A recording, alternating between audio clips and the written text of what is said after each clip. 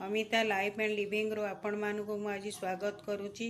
आज मु प्रस्तुत करी सुजी काकरा।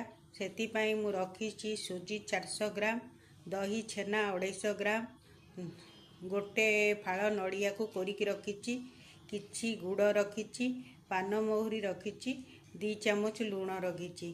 एबे मु पूरा प्रस्तुत करी। देखो तो ये कड़ई गरम हो जाए रखी गुड़ को पकईदेली। एबे गुड़ टिके मेल्ट हम।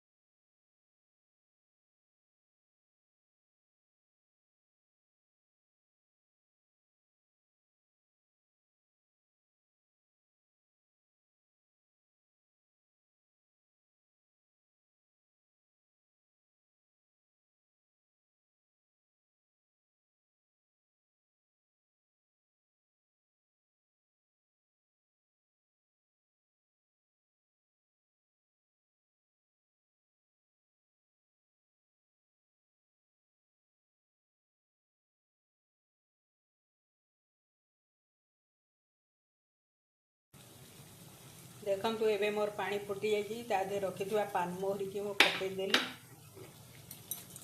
एबे रखी लुण को पकईदेली। एबे मोर भल भाव फुटीगला। तादेरे मु अल्प टिके तेल पकईदेली। देखु एबे रखी सुजी की मु आस्ते आस्ते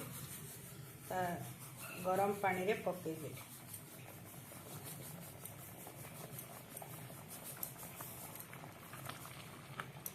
देखो एबे मु ताकू भल भाव गंती।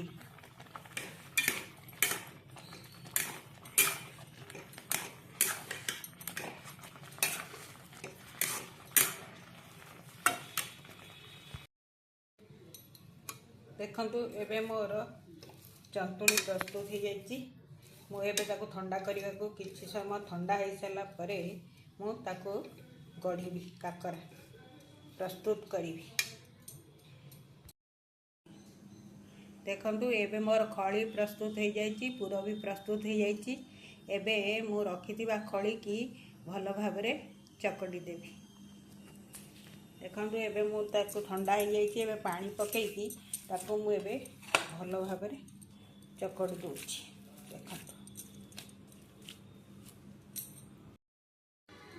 देखु एबे मु रखी खली की पूरा भल भाव चकटी देची।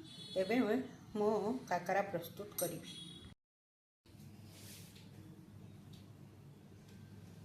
देखु एबे मोर खली प्रस्तुत हो जाती। एबे से घड़ी रे एबे काकरा पिठा प्रस्तुत करी।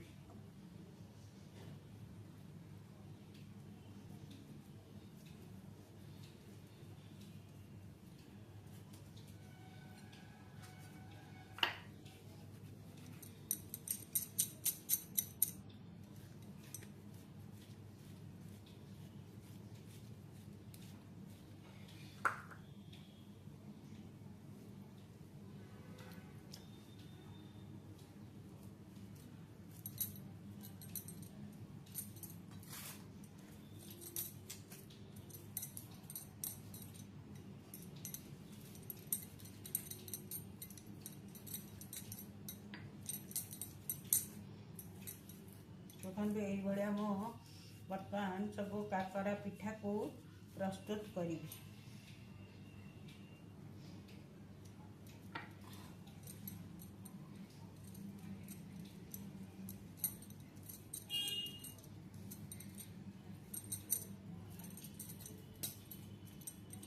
सब काकरा पिठा को मुझे प्रस्तुत करी। देखंतु एबे मोर काकरा पिठा मु प्रस्तुत कर देछि। एबे मु ताकु तेल रे छाणीबी।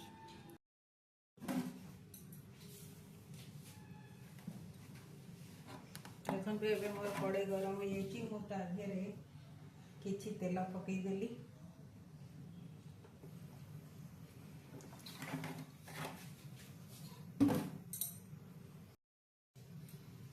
देखो एबे मोर तेल गरम हो जाइछि। मु ता देरे रखि दियो काकरा को पकई।